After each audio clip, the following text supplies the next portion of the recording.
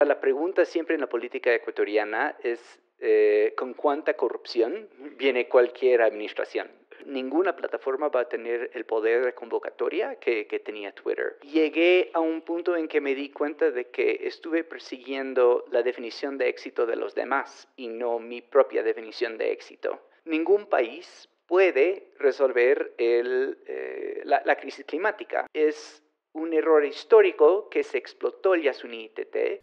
La siguiente es una conversación con Matthew Arévalo, ex empleado de Google y de Twitter. Ecuatoriano por vocación y marquetero visionario. Matthew se graduó de la Universidad San Tomás y obtuvo la beca Rhodes para estudiar en Oxford, donde completó su maestría de filosofía. En 2011, Matthew fue nombrado como miembro de liderazgo global por el Foro Económico Mundial. Luego de pasar por ciertas posiciones de liderazgo en Google y Twitter, vino a Ecuador y fundó Céntrico Digital, una de las agencias más disruptivas e innovadoras de nuestro país. Como ex empleado de Twitter, discutimos sobre el estado actual de X. También hicimos un diagnóstico y comparativa con Threads, que es ahora la red social que trata de competir con X. Y luego de esto conversamos sobre cuál es su definición de éxito. Después nos adentramos en la polémica consulta sobre el Yasuní, una de las selvas más biodiversas del planeta. Y al final conversamos sobre bonos de carbono, los cuales son actualmente una propuesta decente para que las grandes empresas de este planeta puedan compensar su huella de carbono. Matthew es una de mis personas favoritas para conversar. Es un ser humano del cual todos podemos aprender de su sabiduría, su perspectiva y sus aportes a este planeta. Agarren su snack favorito que empezamos esta conversación con Matthew. Amigo, qué gusto verte a los tiempos. Igualmente, gracias por la invitación. Te cuento que la última vez que nos juntamos, el podcast que hicimos contigo causó mucha revuelta. Ah, qué bien. En el sentido de que nunca habían visto la gente, nuestra audiencia, un gringo tan ecuatoriano. Creo que fue algo novedoso, ¿no? Para la gente. Somos varios, sí. Hay un tribu de gringos que han llegado a vivir aquí que nunca nos hemos ido. Qué cool, amigo. Parece que no ha pasado un día y más o menos el podcast fue hace un poco más de un año. Sí. Entonces ya es algún tiempo. ¿Sigues invirtiendo en el mercado cripto? Así como algo casual. La verdad es que ya no estoy invirtiendo activamente, pero sigo sosteniendo lo que compré en el pasado con una visión de muy largo plazo. O sea, de aquí a 20, 30 años. Eso te iba a decir, algo como para tus hijos, ¿no? Sí, tal vez. Y más, no es porque he perdido interés, más bien es por falta de tiempo. Y creo que ahora es un buen momento para estar invirtiendo porque estamos en el invierno de cripto. Y normalmente en las olas tecnológicas tienes sus picos y sus bajos. Así es. Y siempre las cosas más interesantes se desarrollan en los momentos donde el mercado toca fondo. Entonces, ahorita creo que se están construyendo los próximos proyectos de cripto que ojalá tengan más relevancia en la vida cotidiana de los ciudadanos mundiales. Es bastante contraintuitivo emocionalmente, ¿no? Cuando las cosas están mal, como dices tú, es cuando se están construyendo y hay que prestarle atención. Qué interesante. ¿Y sigues con la idea de ser alcalde de Quito? Bueno, se ha vuelto mucho más peligroso ser candidato a cualquier posición en Ecuador. O sea, sí es algo que quisiera hacer en el futuro, porque creo que nos ha faltado una visión de desarrollo urbano. Porque creo que lo que hacemos en Ecuador es trasladar la política nacional a las políticas municipales, pero la política nacional es muy teórica, ¿no? Hablamos mucho de si el Estado debería ser, si el sector privado debería ser, si eres de derecha o izquierda, y la política municipal es mucho más cómo podemos mejorar la calidad de vida de los quiteños, en este caso. Cuáles son las opciones de políticas públicas que nos puede devolver tiempo, que nos puede hacer bajar costos, que nos puede dar más parques, más áreas verdes. Y esos son los temas que para mí son mucho más interesantes. Ok, y como dices tú, medio que queda como ruido de fondo estas conversaciones, ¿no? Porque estructuralmente las cosas no están bien. O sea, necesitamos un cambio de fondo para que justamente las entidades del gobierno, las alcaldías puedan en serio hacer cambios, ¿no? Sí, y no hemos tenido una alcaldía durante muchos años que ha tenido un enfoque en políticas públicas. Comprendo. Y ahora algo que me da, a pesar de que yo no voté por el alcalde actual, tiene en su equipo gente que sí sabe de políticas públicas. Ahora, la pregunta siempre en la política ecuatoriana es con cuánta corrupción viene cualquier administración y si se van a enfocar en políticas públicas o si se va a enfocar en repartir contratos. Eso es una pregunta para cualquier gobierno en cualquier municipio o cualquier nivel de Ecuador, y ojalá que haya un enfoque en políticas públicas. Ese puede ser un uso muy inteligente, muy interesante de la inteligencia artificial, tu índice de corrupción a futuro. Tal vez alguna herramienta que nos diga eso. Sí, pero la verdad es que en Ecuador tenemos niveles de transparencia como en ninguna otra parte. Y aún así tenemos bastante corrupción. Por ejemplo, el hecho de que tú puedes revisar la contribución tributaria de cualquier persona con simplemente tener su cédula es algo que no existe en Canadá, no existe en Estados Unidos, no existe en Europa, de lo que sé. El hecho de que tú puedes entrar en la superintendencia de compañías y ver el gasto línea por línea de cada empresa es un nivel de transparencia que simplemente no existe en el mundo. El hecho de que hay muchos requisitos para sacar tu RUP, que es lo que necesitas para poder ser proveedor del Estado. El hecho de que la contratación pública es abierta y luego puedes entrar y revisar las propuestas. A pesar de tener ese nivel de transparencia, todavía tenemos corrupción. Y eso significa que el problema va mucho más allá que simplemente tener herramientas.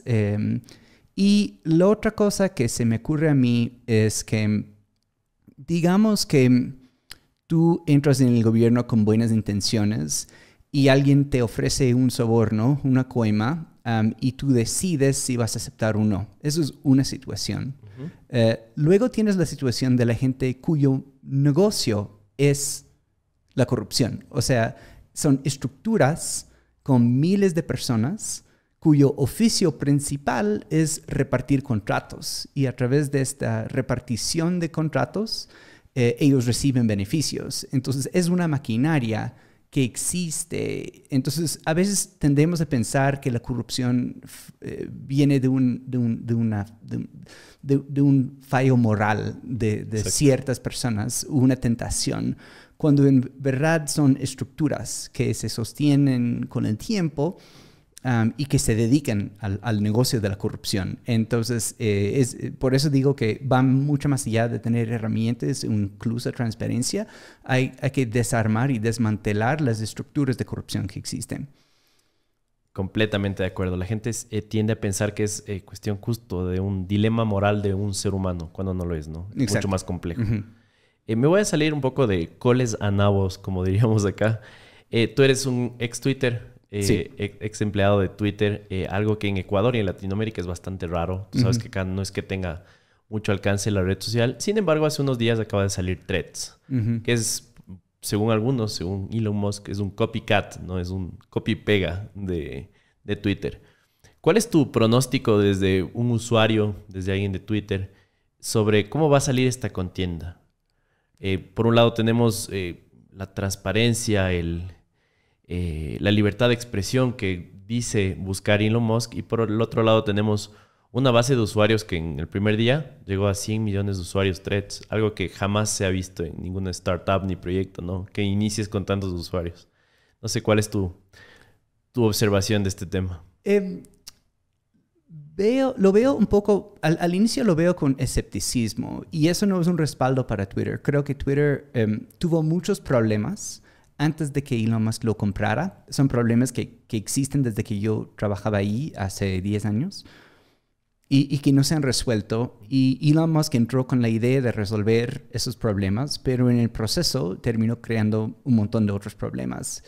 El principal problema que creó Elon Musk, que no existía antes, es que él causó una fuga de anunciantes, que son, digamos, la principal forma de financiarse que tiene la plataforma. Entonces se van los anunciantes y Elon tiene un montón de diferentes problemas ahora a raíz de eso. Y sigue metiendo otros problemas. Por ejemplo, la creación de un límite de cuántos tweets en un día puedes leer. Y la gente está muy molesta con eso, ¿no? Sí, porque es tomar algo que es un modelo de abundancia, porque cuesta muy poco para mostrar un tweet. y lo está creando como un modelo de escasez. Creo que también está tratando de impulsar su modelo de suscripción, pero lo que pasa es que él politizó tanto la plataforma que tener el chequeo azul se volvió casi una declaración política. Entonces hay mucha gente que si la plataforma fuese más neutral, pagarían por tener los beneficios que se te llegan si pagas los $7-8 al mes. Pero como Elon Musk, un poco como un líder populista que un lado del espectro político empezó a desenamorarse de él. Entonces él decidió doblar su esfuerzo en atraer al otro lado. Y como consecuencia de eso, digamos, mucha gente ha estado buscando una nueva casa y encontraron una casa en Threads. Habiendo dicho eso, yo lo veo un poco como el lanzamiento de Pokémon Go, ¿no? Okay. O sea, cuando se lanzó Pokémon Go, todo el mundo estaba caminando por la ciudad con sus celulares en sus manos, buscando los premios y jugando, y muy rápidamente el interés en la plataforma cayó, porque era por novedad, por novelería.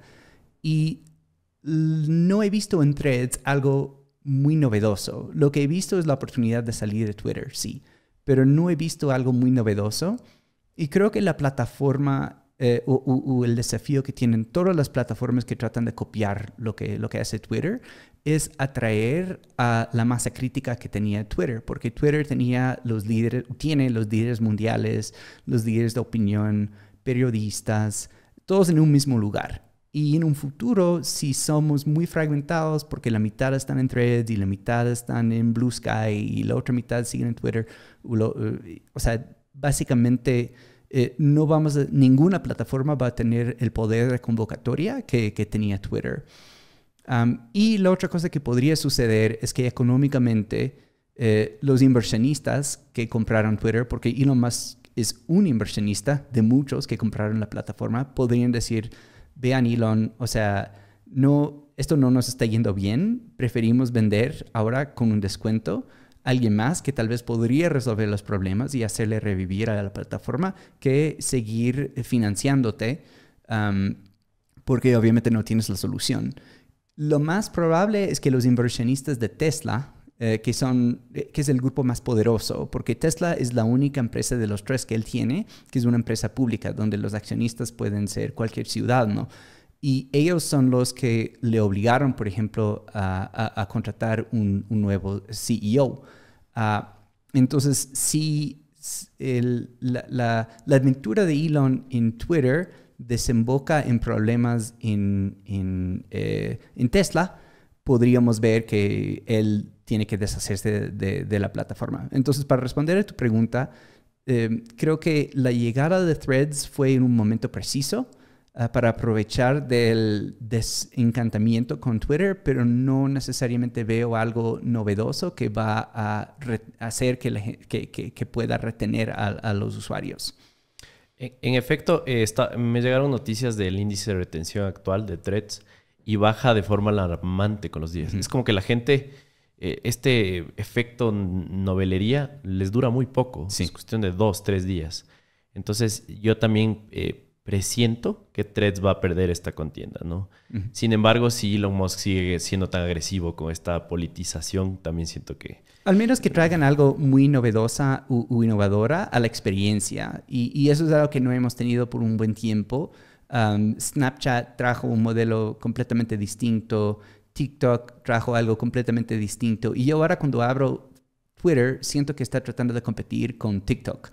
Porque en lugar de ver contenido que quiero ver, es contenido que me llama la atención porque, no sé, un tiroteo en Guayaquil, sí, una persona que, no sé, se cae de su bicicleta. O sea, es contenido que tiene el enfoque de mantenerme en la plataforma, pero no está agregando valor a mi vida. Claro, te sientes un asco después de Twitter. Sí. De hecho, vi que tu última publicación la hiciste ya hace algún tiempo, ¿no? Sí, yo salí de Twitter. Y salí de Twitter porque, sin darme cuenta, lo estaba dedicando mucho tiempo. Y creo que no me gustaba el descontrol sobre la energía que yo recibía a través de la red social. Porque lo que hace Twitter a veces es hacerte acordar que hay gente horrible en el mundo y en nuestro país, en nuestra ciudad.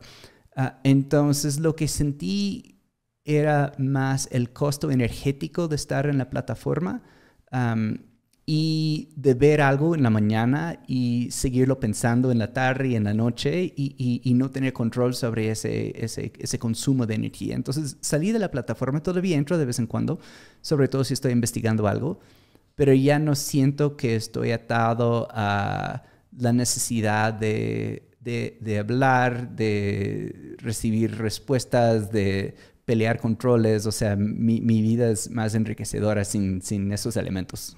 Completamente. Una de las cosas que más disfruto de conversar contigo es que presiento que haces mucha introspección, piensas mucho las cosas y eso es algo que debemos hacer más como seres humanos. Solo siguiendo con esta línea igual, yo creo que eres considerado una persona bastante exitosa para un ecuatoriano promedio, para un ser humano promedio. Fuiste empleado de Google, fuiste empleado de Twitter, fundaste tu propia agencia, la vendiste y por ahí me encontré con con una publicación tuya en LinkedIn en la cual hablabas cómo estabas reestructurando la definición de éxito para ti. Sí. Entonces quisiera que me cuentes cómo fue este proceso y cómo fue conversar con tu familia y amigos. Porque como te digo, hasta ese punto eras como una persona bastante exitosa. ¿Por qué dar este giro en tu vida? Bueno, ¿me puedes interrumpir si ya hablamos de esto No. en la última entrevista?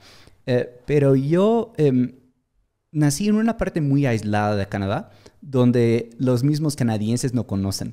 A veces dicen, crucé el país, fui de Vancouver a Montreal, y luego les tengo que hacer recordar que hay miles de kilómetros más hasta llegar al final de Canadá. Yeah. Y yo soy de esa parte de la costa atlántica. Y siempre fui, o sea, mis papás terminaron el colegio, pero no fueron a la universidad. Entonces, para nosotros, el medidor del éxito fue ir a la universidad. Y entonces, al haberme graduado de la universidad, ya había logrado todo lo que tenía que haber logrado para ser considerado un éxito en mi contexto familiar. Pero luego, cuando me gradué de la universidad, me gané una beca prestigiosa para estudiar en la Universidad de Oxford. Y cuando llego, y eso es algo que nunca fue contemplado en mi vida, no fue parte del plan, ¿no? O sea, yo siempre estudié en colegios públicos, universidades públicas, y creo que a veces algo que no entendemos sobre lo que llamamos la movilidad social es que muchas veces el éxito no es volvernos Elon Musk, es que hacemos un poquito mejor que nuestros papás. Y para muchas familias eso es la definición del éxito. Y entonces fui a Oxford y a raíz de mi experiencia en Oxford fui contratado en Google. Entonces yo seguí de cierto modo acumulando hitos, pero fue un poco fuera de mi control. Y luego llegó un punto en que estuve persiguiendo logros sin contemplar por qué. Y a veces sacrificando mi propia felicidad. Pero sabía que había logrado tal cosa, entonces tenía que buscar el próximo nivel. ¿Qué es el próximo nivel? Bueno, quería volver a vivir en Ecuador. ¿Qué va a ser mi definición de éxito en Ecuador? Es poner mi propia empresa. Y una vez que pongo mi empresa, ¿cuál es la definición de éxito? Es vender esa empresa. Y en el transcurso del tiempo, llegué a un punto en que me di cuenta de que estuve persiguiendo la definición de éxito de los demás y no mi propia definición de éxito. ¿Y podrías conceptualizarla ahora? Y ahora sí. O sea, para mí, tener éxito es poder usar mis destrezas y mi talento para trabajar en problemas complejos que me interesan y que creo que agregan valor al mundo. Y ahora trabajo en tecnología climática y luego podemos hablar de eso.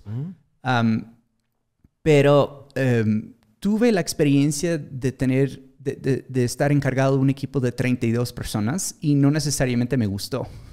O sea, estoy agradecido por la experiencia, estoy agradecido por las cosas que aprendí a través de esa experiencia, pero no necesariamente cuando llegué al final de esa experiencia estuve feliz yendo al trabajo todos los días. Y también tiene que ver con mi forma de ser, pero yo de cierto modo puse en una mochila los problemas de 32 personas y lo estaba cargando conmigo todos los días. Y luego en la noche, y luego en los fines de semana y me estaba afectando. Entonces, parte de mi definición de éxito es poderme enfocar en problemas que me interesan. Luego, poder tener el tiempo, no solo el tiempo con mis hijos, porque yo tengo 2 hijos mellizos que tienen 3 años y medio, pero también, digamos, el ancho de banda emocional. Porque si tú estás muy envuelto en tu trabajo, cuando estás con tu familia, cuando estás con tu pareja, cuando estás con tus hijos, muchas veces en tu mente sigues en el trabajo. O tal vez tus clientes te escriban por WhatsApp o tal vez te están escribiendo por Slack el fin de semana. Y es muy difícil como distanciarte y realmente estar presente con tus seres queridos.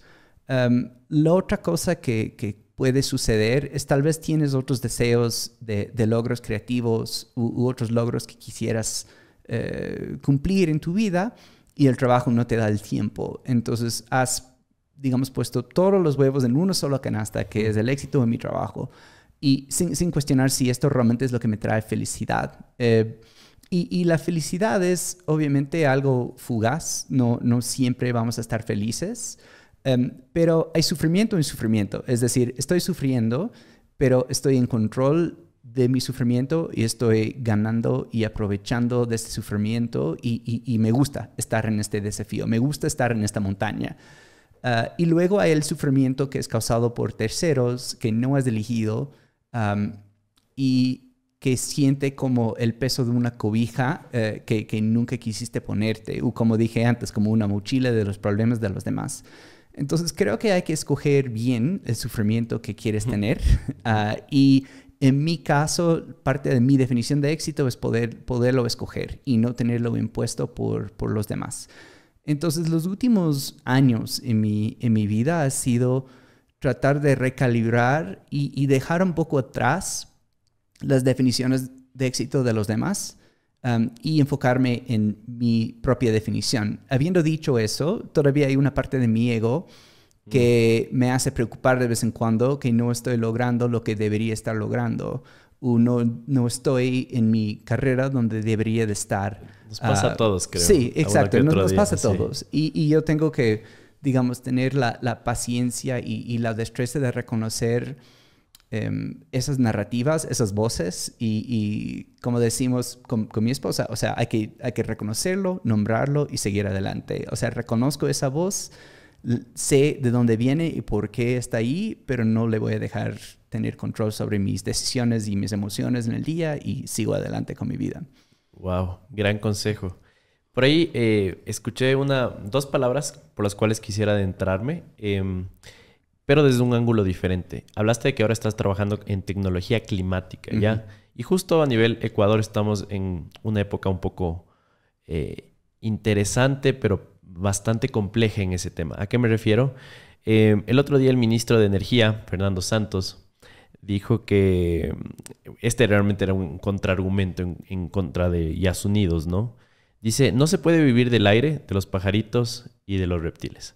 Escribiste un artículo de este tema. No sé si nos puedes explicar por qué sí se puede vivir de esto. Bueno, creo que tengo que regresar un poco en el pasado para explicar mi conexión. Sí. Entonces, mis papás en Canadá eran lo que en Ecuador les llamaríamos colonos. Ya, ellos fueron básicamente regalados un terreno en una parte de Canadá donde no vivía nadie. O sea, solo llegaron un día y se... básicamente aplicaron un programa. El gobierno quería poblar un sector del país y les regaló, les dio un préstamo sin intereses o algo así. Claro, aquí no se aplica, pero aquí solo van y... Sí, van y se declaran dueños y ya. Ajá. Pero en ese caso fue un poco más formalizado. Pero yo nací en ese contexto. O sea, nací en un lugar, en un bosque. Y entonces mi niñez pasé en los bosques, me siento muy cómodo navegando y estando pues presente en los bosques. Y luego cuando llegué a Ecuador, cuando tenía creo que 21 años, me enamoré obviamente con la naturaleza. O sea, mi primera experiencia fue de voluntario en Cotopaxi por siglos. Y me maravillé con la naturaleza que tenemos que nos rodea. Pero nunca lo vi como una carrera. Nunca pensé que iba a poder trabajar en esto. Y luego antes de trabajar en Twitter y después de trabajar en Google, trabajaba en el Foro Económico Mundial en Suiza.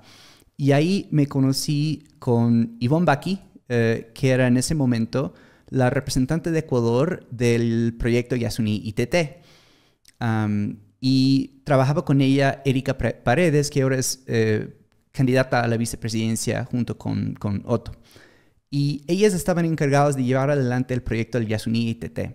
Y yo les di mis ideas sobre cómo presentar este proyecto frente al mundo.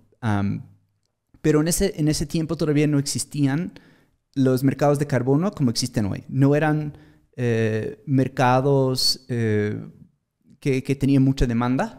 Tal vez era algo, ideas. exacto, era una idea mucho más abstracta, ¿no? Ajá, sí. Pero si hoy íbamos a ofrecer el Yasuní ITT al mundo, habrían compradores. O sea, es un mercado multimillonario. Y luego entro en por qué. Entonces yo les digo, estas son mis ideas para el Yasuní ITT. Y me invitaron a volver a trabajar en el proyecto aquí en Ecuador. Y al inicio les dije que no. Y luego les volví a ver y insistieron otra vez. Y mi esposa y yo habíamos ya estado fuera del país 5 años, queríamos regresar a vivir en Ecuador, entonces les dije que sí. Entonces regreso, entrego mis documentos en la presidencia y espero, y luego el presidente sale en las noticias a decir que el mundo nos había fallado y que el Yasuní ITT no iba a seguir adelante. Entonces fue en ese momento que decidí formar mi empresa. Entonces mi proyecto al regresar al Ecuador siempre iba a ser trabajar en proyectos forestales. Y en el transcurso de trabajar en mi agencia, tuve clientes que tenían ese nicho y de ellos aprendí mucho sobre la ciencia detrás de los proyectos de carbono forestal. Y la manera en que funciona es que básicamente tenemos una crisis climática que ya no está por venir, lo estamos experimentando, todos los días lo sentimos. Sí. Cada año es más, rompemos récords, ¿no? En temperaturas alrededor del mundo. Exacto. Y vamos a empezar a sentirlo cada vez más en Ecuador. Por ejemplo, en su forma mínima, lo que estamos viendo es que vamos a tener que invertir mucho más dinero en reconstruir infraestructura en Ecuador, que está destruida a través de los eventos climáticos que suceden.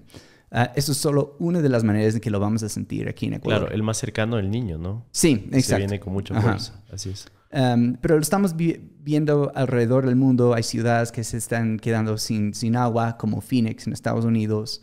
Hay sequías más prolongadas. O sea, hay muchas maneras en que estamos empezando a sentir el cambio climático. Y los gobiernos no han reaccionado de la forma adecuada. Y la razón que los gobiernos no han actuado de la forma adecuada es porque si tú empiezas a restringir el consumo de energía, vamos a empezar a sentir inflación. En Ecuador no lo hemos sentido tanto, pero en Estados Unidos y en Inglaterra y en otros países sí lo sentimos a raíz de la inflación monetaria que sucedió con la pandemia y también problemas en las cadenas de suministros y una serie de factores que hizo que hubo mucha inflación. Y la inflación es un impuesto sobre los pobres porque afecta mucho más a los pobres y a la clase media que a los ricos. Claro, los sueldos no suben, pero todo lo que consumimos sí. Exacto. Y si tú eres una persona que tienes mucho dinero, muchas veces tienes un portafolio de inversión que está balanceada para poder sobrevivir cualquier crisis financiera que pueda suceder. Entonces, cuando ganas $400 al mes y la canasta básica sube $50, lo sientes mucho más que una persona que gana $2,000 o $3,000 o $4,000 al mes. En 2009 se conoció la primera transacción documentada con Bitcoin. Un usuario intercambió 10.000 Bitcoins por 2 pizzas. Esa transacción estableció un valor implícito en Bitcoin, que en ese momento era menos de un centavo, era 0.001 centavo. 15 años después, un Bitcoin equivale más o menos $30.000. Esto significa que si esa persona no hubiera comprado esas 2 pizzas, se hubiera guardado esos Bitcoins en su billetera, hoy tendría $300 millones. Y damas y caballeros, esto tan solo está empezando. La pregunta es, ¿por qué Bitcoin aumentó tanto de valor? Básicamente es porque es un activo escaso, descentralizado, seguro, asequible, con mucha innovación y de hecho muchas personas lo llaman el oro digital. Además de este contenido, quiero contarte que tenemos nuestra propia comunidad de cripto, que se llama Crypto Savvy, en la que hablamos sobre noticias, tecnología y nuevas y diferentes formas de generar ingresos a través de la blockchain. De hecho, no solo con Bitcoin, sino con las más de 14.000 criptomonedas que existen en la web 3.0. Así que te invitamos a que te suscribas a nuestro canal de YouTube. Nos puedes encontrar como Crypto Savvy en todas las redes sociales. Y así tú puedes aprender más sobre esta tecnología y puedes generar ingresos y acercarte más a esta tan ansiada libertad financiera. Otro problema que tenemos en Ecuador es que no podemos ponernos de acuerdo en qué significa una persona rica. O sea, qué es la definición de una persona de clase alta. Y creo que el gobierno ha dicho que es 2.500 al mes en adelante. Entonces, si ganas 2.500 al mes en adelante, tú eres parte de la oligarquía elitista ecuatoriana. Eres creo que sí. Pelucón. Exacto, ya eres pelucón. Si hablas con una persona que gana 2.500, te van a decir, no, estoy apenas sobreviviendo. Exacto. Pero efectivamente, en términos objetivos, ya eres pelucón. Entonces, los gobiernos no responden al cambio climático como deberían porque tienen miedo de perder sus siguientes elecciones por causar crisis climáticas o crisis financieras. Pero a la vez, ningún país puede resolver la crisis climática. Trabajando en conjunto, Estados Unidos, China, Europa y los países BRICS sí pueden tener un impacto. Y de hecho, la legislación norteamericana que se aprobó el año pasado, el Anti-Inflation Act o algo así se llamaba, sí va a tener un efecto importante por varios motivos. Pero a lo que voy es que los gobiernos no responden, pero las empresas, las multinacionales a nivel global sí están respondiendo. Tal vez no están respondiendo con los motivos correctos. Tal vez solo quieren poder decir a sus clientes que lo están haciendo. Pero alrededor del 35% de las empresas más grandes del mundo sí han dicho vamos a hacer un compromiso de ser 0 emisiones netas para el año 2050.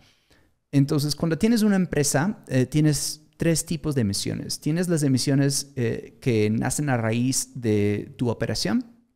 Luego tienes emisiones que son parte de tu consumo de energía.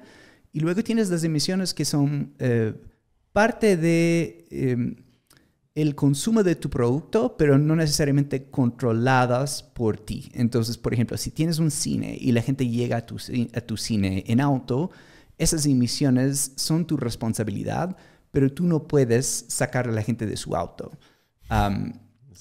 También tenemos emisiones que son por el momento imposibles de reducir o difíciles de reducir. Por ejemplo, no tenemos un combustible con viabilidad comercial para reemplazar al combustible de los aviones. O sea, simplemente no existe. Claro. O sea, no existe un avión eléctrico como un vehículo, un auto eléctrico, exacto, por ejemplo. Claro. Entonces, las empresas cuando dicen para el año 2050 vamos a emitir 0 emisiones netas, lo que están diciendo es que primero voy a reducir a 0 las emisiones de mi operación. Segundo, voy a consumir solo energía renovable. Y tercero, voy a compensar las emisiones que no puedo controlar. Y a través de estas emisiones que se llaman tipo 3, tú puedes comprar créditos de carbono que equivalen las emisiones que tú has medido o estimado de tus emisiones tipo 3, ¿ya? Entonces yo voy a comprar carbono o yo voy a comprar créditos para compensar las emisiones de las personas que llegan en su auto a mi cine. Entonces, la manera en que lo hacemos es que tenemos diferentes maneras de reducir emisiones a nivel mundial. Y los créditos de carbono funcionan como un mecanismo de canalizar dinero hacia actividades que reducen las emisiones a nivel global. Entonces... Podríamos decir que es una especie de compensación de todas las emisiones de carbono que no podemos reducir. Exacto, ¿no es cierto? exacto. Porque he escuchado que algunos detractores hablan de que más bien es como una licencia para generar carbón. Más bien, ¿no? Sí, esa es una de las críticas que se les da, pero tener una licencia significa que hay una policía que está revisando. Y al final del día, las multinacionales no tienen ningún cuerpo regulatorio que les obliga a reducir sus emisiones. Entonces es 100% voluntario.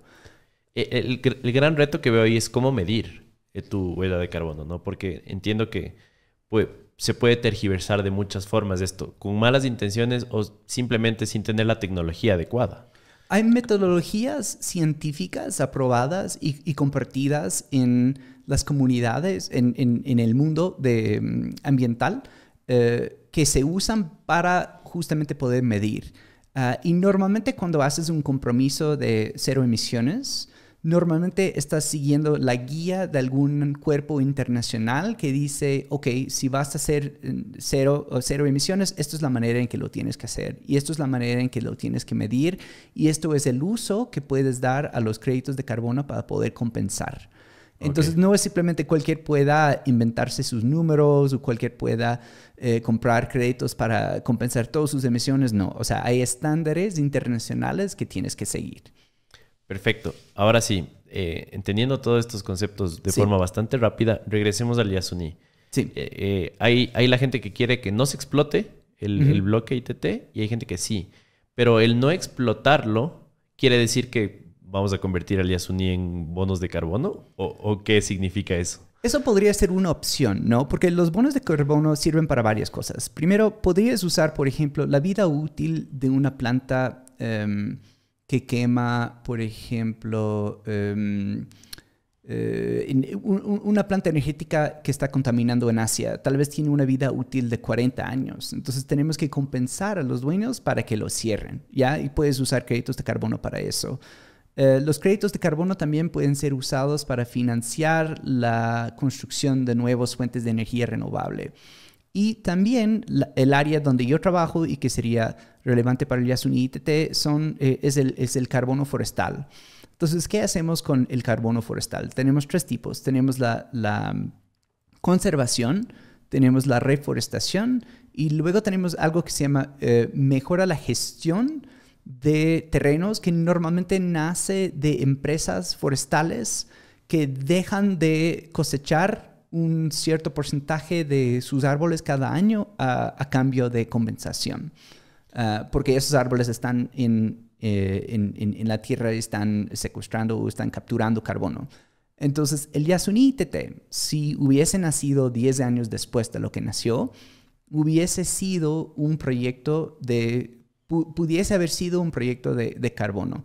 Ahora, no sería fácil porque por el hecho de no extraer petróleo del Yasuní ITT no significa que el mundo no va a extraer ese petróleo, simplemente va a extraer en otro lado. O sea, no vamos a reducir el consumo de petróleo. Pero sí hay proyectos en países como la República Democrática de Congo, donde sí están ofreciendo proyectos de conservación a cambio de compensación de carbono. Entonces, tu pregunta es si podríamos hoy, sería difícil, pero tal vez sí podría.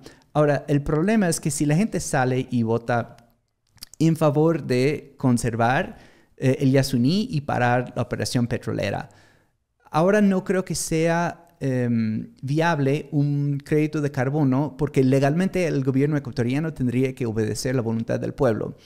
Pero si fuese voluntario, si el gobierno ofrecería al mundo, como hizo la primera vez, es decir, vamos a dejar de explotar aquí a cambio de compensación, eso sí sería viable para créditos de carbono. Pero ningún gobierno va a hacer eso porque sus exigencias son inmediatas. Ellos tienen que gastar para poder volver a ganar su próxima elección.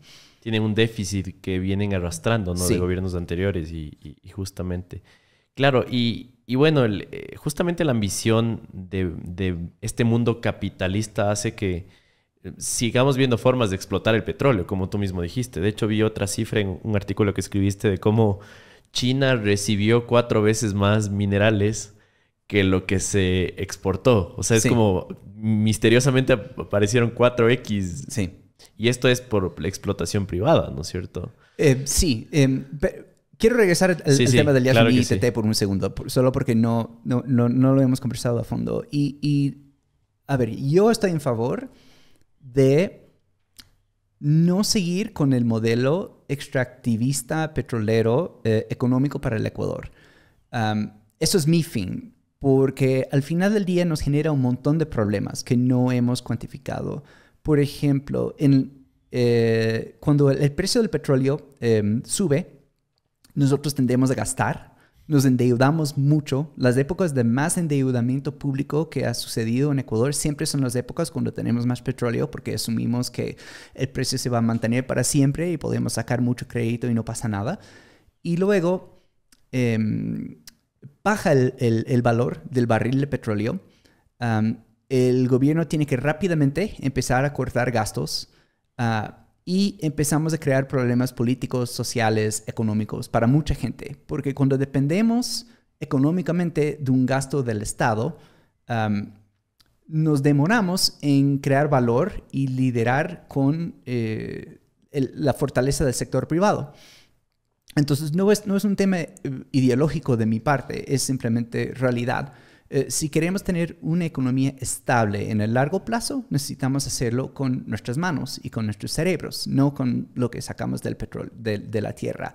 En Noruega, por ejemplo, cuando ellos extraen el petróleo, va a un fondo y solo los intereses de ese fondo lo puede gastar el gobierno. ¿Por qué? Porque quieren evitar la situación económica que tiene Ecuador. Ellos quieren tener una economía basada en la creación de cosas. Claro, estoy seguro que nos ven como ejemplo de cómo no se deben hacer las cosas. Sí. ¿No es cierto? Exacto. Y entonces interesantemente ese fondo fue creado por alguien de Irak, un refugiado que llegó a Noruega y dijo, esto es la manera de no manejar tu petróleo. Y les ayudó a elaborar un sistema mucho más sofisticado. ¿Esto desde hace cuántos años más o menos lo están haciendo? Creo que fue en los años 80, si no me equivoco. 80, 90. Claro, es como unos 40 años. Sí, ajá. Y tienen una economía basada en la creación de valor. Ahora, las personas que dicen que necesitamos seguir explotando el Yasuni ITT, no, porque vamos a perder, creo que son 10 mil millones de dólares al año o algo así en ingresos. Tienen razón, pero no están cuantificando todos los costos, porque hay un costo de destruir la naturaleza. Porque la naturaleza es una fuente económica renovable, porque los árboles vuelven a crecer, las frutas vuelven a crecer, el turismo se mantiene. Pero cuando destruyes eso, se vuelve una actividad no renovable, ¿ya? Y el petróleo es no renovable. Una vez que lo sacas de la tierra, no vuelve a crecer. Entonces hay un costo que tenemos que cuantificar. Luego hay un costo cuando hay derrames, porque eso desemboca en problemas con las fuentes de agua, tenemos menos agua, eso tiene un costo.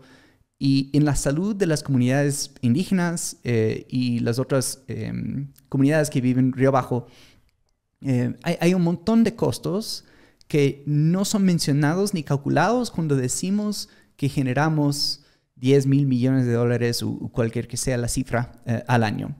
Y también sabemos que las poblaciones que viven cerca a las mechas también tienen niveles de cáncer mucho más altos. Ellos consumen servicios del sistema de servicio de salud pública, pero también pagan con sus vidas porque se están muriendo y tenemos que calcular eso. Claro, es que no todo es plata. Exacto. ¿No? Incluso en un sistema capitalista. Exacto. Ahora, las personas que dicen que deberíamos votar en contra de la explotación del Yasuni ITT no están tomando en cuenta que la pregunta no prohíbe al gobierno a salir a buscar nuevos pozos petroleros en la Amazonía. Entonces, para mí no es la pregunta correcta, porque podríamos estar, y tampoco es el pozo más contaminante. Hay otros pozos en la Amazonía que son mucho más contaminantes, donde tenemos derrames casi a diario. Y hay otros pozos que son mucho menos rentables por diferentes motivos. Entonces, todas estas preguntas no hemos tomado en cuenta al hacernos la pregunta si deberíamos seguir explotando o no. Pero también es un error histórico que se explotó el Yasuni ITT porque tuvieron que negar los derechos de las personas que firmamos en la primera petición de no explotar, los derechos de la naturaleza que están en la Constitución ecuatoriana y los derechos de los pueblos no contactados. Tomando en cuenta los derechos de esos 3 grupos, no deberíamos de haber llegado a explotar el Yasuní Itete. Y ahora la razón que eso es la pregunta es porque por fin tenemos una reivindicación de los derechos que fueron negados hace más de 10 años. Pero, como digo, no creo que votar en contra, o sea, decir ya no vamos a explotar el Yasuní Itete, nos da la economía que yo quisiera tener, por lo menos. Tal vez es un triunfo como una reivindicación en ciertas áreas, pero no va a cumplir el fin, que es proteger la naturaleza. Sí. Creo que está bastante claro eso. Tal vez te has puesto a pensar con tu almohada algún día qué tipo de pregunta o acercarnos a qué tipo de pregunta debía estar más bien en la consulta. Yo empezaría tal vez con la pregunta de si queremos dejar de explotar petróleo o buscar nuevos pozos petroleros en la Amazonía. Y eso nos da un cronograma. Es decir, ya el modelo petrolero va a acabar en 2035 cuando se acaban los pozos actuales, por ejemplo, ¿no? Porque un choque económico no necesariamente nos va a producir un ambiente mejor. Porque cuando tenemos, por ejemplo, un choque económico, hay mucha gente que sale a hacer minería ilegal. O empiezan a talar árboles en la Amazonía. O sea, hay muchas consecuencias para la naturaleza cuando nosotros tenemos escasez en el país. Y lo hemos visto en los últimos años en Ecuador a través de los 2 últimos gobiernos. Entonces, yo creo que sí tiene que haber una transición económica hacia un nuevo modelo. Y tampoco es que, digamos, nuevas industrias nacen de la nada. O sea, tienes que crear capacidades, tienes que crear infraestructura. Si queremos involucrarnos en la bioeconomía y vivir de fuentes renovables, tenemos que hacer un montón de trabajo que no estamos acostumbrados a hacer. Entonces, yo quisiera, si yo fuese el autor de la pregunta, sería más relacionado con la transición hacia un modelo económico renovable y sostenible. Algo que te recuerda de por qué es importante hacernos estas preguntas que tal vez te sucede con tus hijos. Comentándote la siguiente declaración, siento que extraer los pozos petroleros es ser irresponsables como padres, ¿no? Es decir, gastarnos, yo qué sé, es como que nosotros heredáramos algo como padres, nos gastáramos todo y cuando nuestros hijos necesitaran educación, alimento, lo que sea, ya no haya fondos ni recursos para ellos. Habiéndote dicho eso, no sé si al viajar por el Ecuador con tus hijos, al sentarte a conversar con esas pequeñas criaturas, ¿pasa algo que te recuerda por qué es importante todo esto? Sí, y cuando nacieron mis hijos, sí tuvo un impacto importante en la forma en que yo veo el mundo. Y yo veo que los recursos naturales que nosotros tenemos en Ecuador son patrimonio, es herencia, ¿ya? Y si tus papás, digamos, heredan una fortuna y luego lo gastan y luego te dicen, lo hice por ti, vas a decir, no, o sea, pudiste haber invertido, pudiste haber vivido de los intereses y con el resto construir patrimonio, comprar un negocio, pudiste haber hecho otras cosas con ese patrimonio. Entonces creo que muchas veces el argumento del petróleo es tenemos que gastar el patrimonio. Y yo no estoy de acuerdo con eso. Yo creo que mis hijos deberían y están en su derecho heredar un país rico en biodiversidad con sus recursos naturales intactos. Eso creo que es el deber del buen ancestro. Pero los argumentos morales nunca les ganan a los argumentos económicos. Porque al final del día tenemos 18 millones de ecuatorianos que tienen que comer y tienen que vivir. Y muchos viven en pobreza extrema. Entonces, si la opción es acabar con el bosque para darme de comer, eso es lo que voy a hacer. Pero para darte un ejemplo, en Esmeraldas tenemos varias especies de árboles, como la tica, por ejemplo, donde si le dejas crecer 20 años, te genera mucho más renta que si lo cortas en 5 años. Y en Esmeraldas, la gente, por su pobreza, cortan los árboles después de 5 años porque necesitan la plata y ya. Entonces, hay maneras de crear riqueza en el largo plazo que van en paralelo con las necesidades de la naturaleza. Pero necesitamos, como dije, infraestructura, conocimientos, capacidades. Entonces, yo creo que es un dilema falso decir tenemos que acabar con la naturaleza o pagar las cuentas. Yo no creo que esas dos preguntas necesariamente tienen que estar en contradicción. Y no lo digo como ambientalista, hippie. Lo digo como una persona que ve que hay modelos sostenibles alrededor del mundo que funcionan muy bien. Sí, de hecho entiendo que ahora estás trabajando justo en una empresa que está haciendo algo muy interesante en el mundo, que es Pachama. Pachama. ¿No? Uh-huh. Pachama, y entiendo que utilizan muchísima tecnología justamente para basar todas estas declaraciones en data, ¿no? Que es lo que realmente importa en nuestro planeta. Quisiera que me cuentes un poquito de qué es lo que haces en Pachama y cómo es muy importante para el mundo que existan más proyectos así y empresas como esta. Ya. Bueno, en Pachama estamos enfocados en carbono forestal, que nace a través de la reforestación, que es cuando tomas un terreno completamente vacío y lo reforestas, normalmente con especies nativos de árboles. Tiene que ser en su principal especies nativos, por diferentes motivos, pero no te vamos a pagar por hacer una plantación de eucalipto. Eso nadie va a pagar eso. Pero si estás agregando a lo que nosotros llamamos la infraestructura forestal, si estamos creando corredores ecológicos, si estamos expandiendo los bosques, eso sí podemos compensar. Hace algunos años veía este mapa de Brasil, de cómo ha habido... Es muy triste ver la deforestación que hay en países como este, en toda la selva amazónica.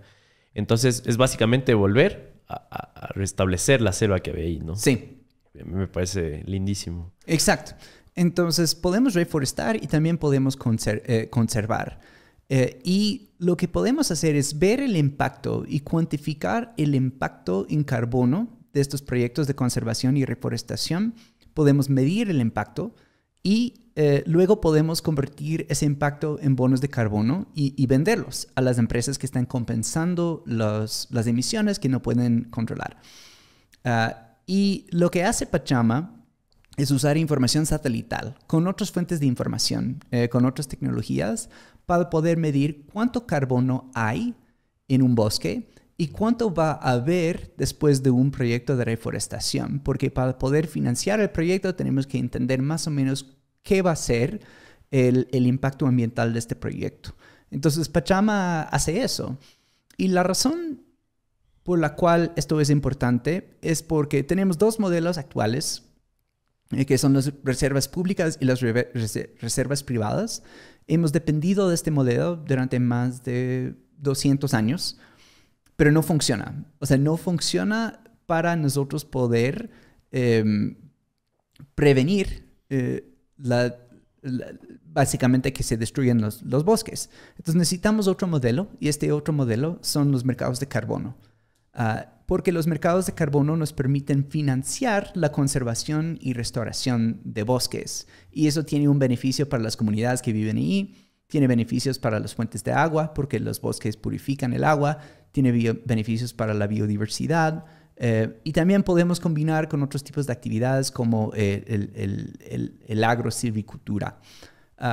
Incluso con las vacas, que todo el mundo habla que las vacas contaminan y las vacas son tan malos para el medio ambiente, hay formas sostenibles de criar vacas y de hacer que las vacas sean un beneficio positivo para la tierra en lugar de un negativo, porque las vacas pueden ayudarnos a restaurar terrenos si lo manejamos correctamente y adecuadamente.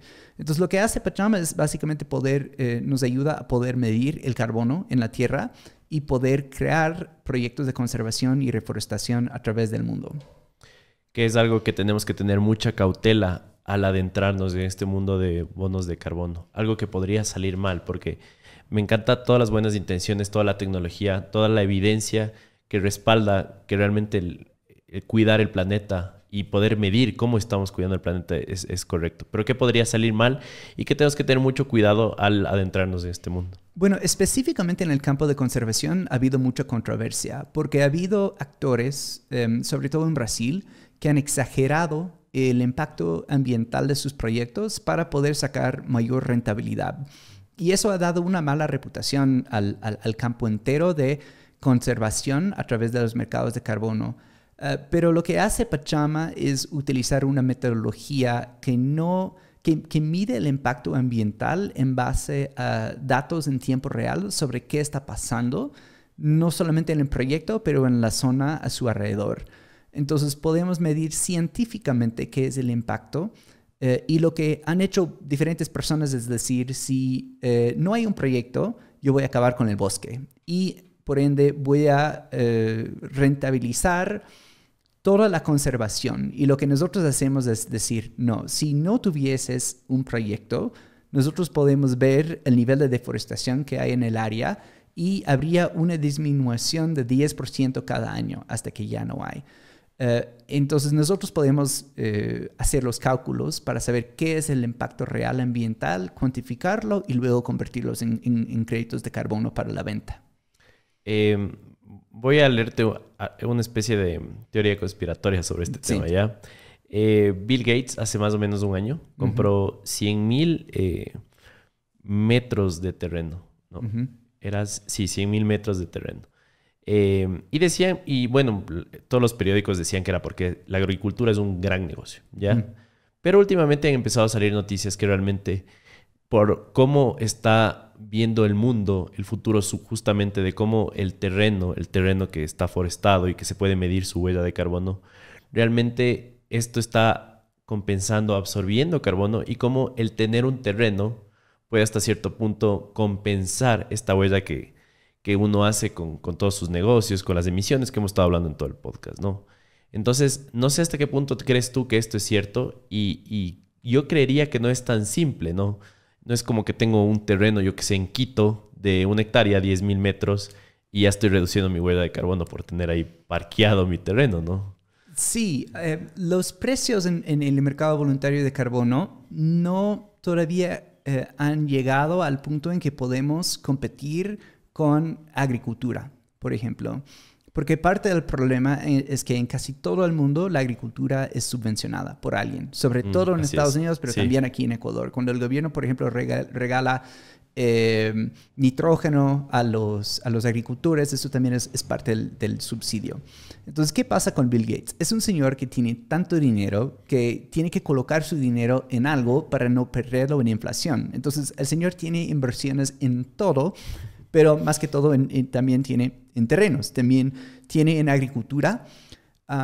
Y en algunas partes de Estados Unidos la productividad de la agricultura baja y empieza a haber una oportunidad para que los mercados de carbono compitan con esta actividad. También pasa en otros países. Entonces puede ser que él compre terrenos con el fin de simplemente tenerlos y esperar que el valor vaya a subir, porque como una básica estrategia de bienes raíces, ¿no? Al menos que empecemos a fabricar islas, o sea, los terrenos van a ser escasos para el resto de la historia. Entonces, si tienes plata y necesitas hacer algo con esa plata, comprar un terreno no necesariamente es una mala idea. Participar en el mercado de carbono en el futuro también podría ser interesante, una actividad económica interesante. Y espero que así sea, porque así es.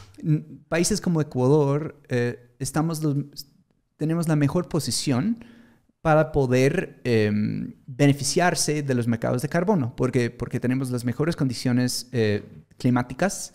Tenemos 12 horas de sol, 12 horas de oscuridad, tenemos un clima estable todo el año y los bosques tropicales capturan más carbono que los otros tipos de bosque en general. Por metro cuadrado, ¿no? Exacto. Y los compradores valoran mucho no solamente el carbono, pero los co-beneficios que vienen, como la biodiversidad. Entonces, es como que nacimos con una ventaja innata y ahora tenemos que saber cómo explotarlo. Entiendo que Pachama salió en una lista muy prestigiosa de las 50 empresas que están utilizando inteligencia artificial, ¿no? Me parece una locura. No sé si nos puedes contar un poquito sobre cómo está utilizando inteligencia artificial Pachama. Es un tema bastante complejo, pero básicamente tienes diferentes fuentes de datos cuando trabajas en este campo climático. Tienes datos que vienen de satélites, que normalmente son auspiciados por gobiernos. Entonces estamos acostumbrados, por ejemplo, a ver Google Earth y estamos acostumbrados a ver la parte visual. Pero atrás de la parte visual hay una base de datos que te demuestra cómo ha subido o bajado la biomasa, por ejemplo, en el planeta. Entonces tenemos que tomar esos datos. Luego hay una tecnología que se llama LiDAR, que básicamente puedes mandar una suerte de cámara con un dron, vuelas encima de un terreno y puedes medir casi en 3D la altura de diferentes árboles. Y eso también es importante para saber cuánto carbono hay en ese árbol, porque el carbono... Me parece que los iPhones tienen esa tecnología también. No estoy seguro. Yeah. Pero básicamente el 50% de la masa de un árbol es carbono. Entonces, para saber cuánto carbono hay, tienes que saber cuán ancho es y cuán alto es. Y luego tienes información radar que puede penetrar las nubes para poder ver qué está pasando en la Tierra. Entonces tienes estas diferentes fuentes de datos y tienes que combinarlos para poder tener una idea de cuánto carbono hay en un terreno. Y básicamente la inteligencia artificial en Pachama se usa para hacer eso. Y Matt, ¿cómo estás utilizando tú la inteligencia artificial? Es interesante, pero ahora trabajo todo el día con el ChatGPT abierto.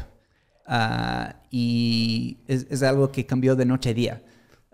Tengo la versión pagada para que no esté lenta, para poder tener acceso a ChatGPT 4. Pero me ayuda en varias cosas, porque yo no estudié ciencias, yo estudié filosofía. Entonces a veces tengo preguntas sobre la ciencia tras del carbono, del clima, de los bosques, de la biodiversidad. Y siento que si lo pongo en Google, voy a tener que buscar 10 artículos distintos. Y Google se ha empeorado mucho. O sea, buscas cuál es la receta de un gin and tonic y te dice, la historia del gin and tonic tiene que ver con el rey Enrique del siglo XVIII. Y o sea... No es lo que estabas buscando. No. La gente ha hackeado tanto Google que ahora es un desmadre.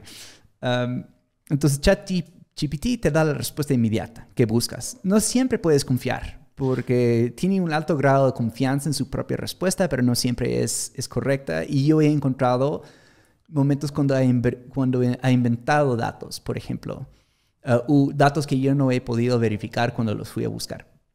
Claro, pero es por un factor de eficiencia, ¿no? Sí.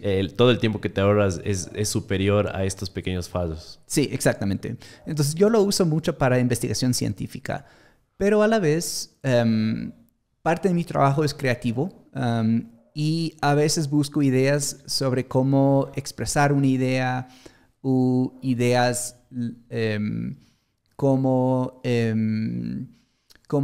cambiar la forma en que he expresado algo. Entonces me ayuda en la parte creativa. Y luego en el manejo de datos, por ejemplo, a veces sé que debería poder hacer algo en Excel y no sé cómo hacerlo. Y antes, y estamos hablando de hace un año, yo pasaba horas probando diferentes cosas en Excel para poder interpretar la data. ¿No? Ajá. Claro. Y ahora simplemente le digo a ChatGPT y me dice la respuesta. O sea, pones literalmente toda la data y le dices que te interprete de cierta forma y lo calcula, sí. ¿No? Ajá. O le digo qué quiero hacer y le pregunto cuál sería la mejor manera de hacerlo y me da diferentes opciones. Wow. ¿Y alguna otra inteligencia o con esta?